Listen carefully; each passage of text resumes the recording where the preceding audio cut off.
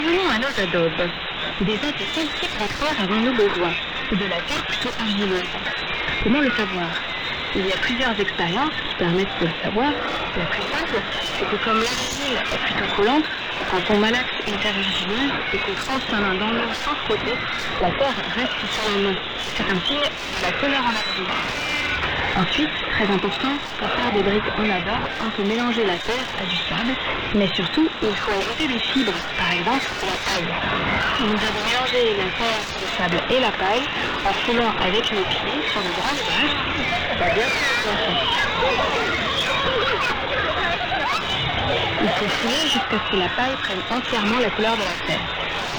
Ensuite, on a fait des petites boules de terre, et là, Emma nous a fait faire une expérience impressionnante. On a fait comparer une boule sans paille et une boule avec paille. On se place à deux, chacun d'un côté de la boule et on tire.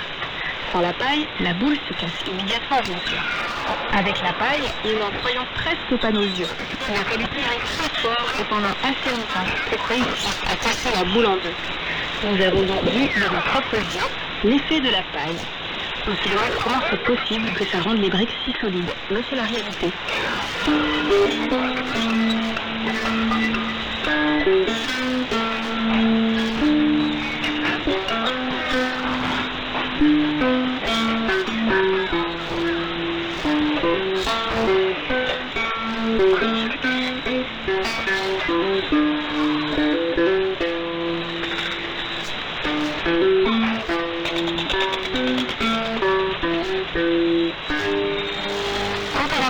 De terre et de sable, il n'y a pas de formule magique qui marcherait à chaque fois, puisque la terre est différente selon les endroits.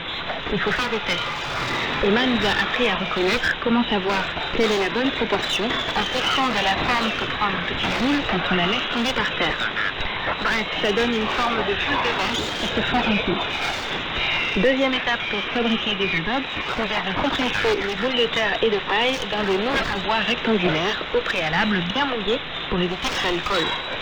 Là, il faut appuyer très fort pour faire rentrer la terre dans les crans. On peut s'aider d'un morceau de bois pour bien comprimer la terre. Une fois qu'on a rempli le moule, on fait quelques petits trous à la surface, ce qui permettra aux briques de bien adhérer entre elles par la suite en appliquant un mortier de terre. Jusque-là, tout était très facile. Mais les choses se compliquent. Le plus difficile, c'est de sortir les briques du moule sans les abîmer. Il faut frapper le moule de tous les côtés et surtout aller vite et éviter de lever le moule trop haut. Bref, nous avons tous raté plusieurs briques, mais comme dit Emma, on apprend aussi de ses erreurs.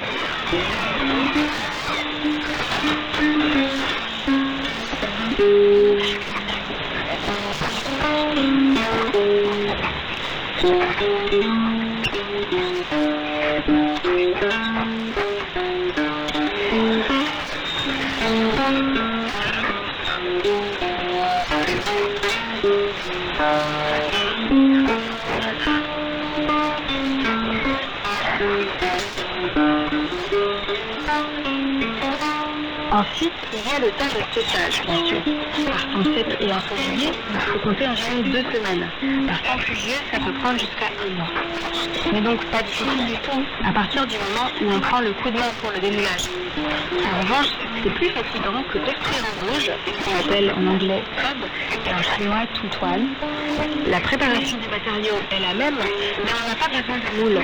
On prend les boules de terre mélangées à du sable et à de la paille et on construit directement le mur en assemblant les boules de terre avec les mains. Quand on fabrique des adobes, on se rend compte qu'en comprimant la terre dans le moule, la terre qu'on avait préparée part très vite. C'est fou, au départ on avait l'impression d'avoir beaucoup de terre, mais on n'a pas pu faire beaucoup de briques, car celle-ci serait très dense.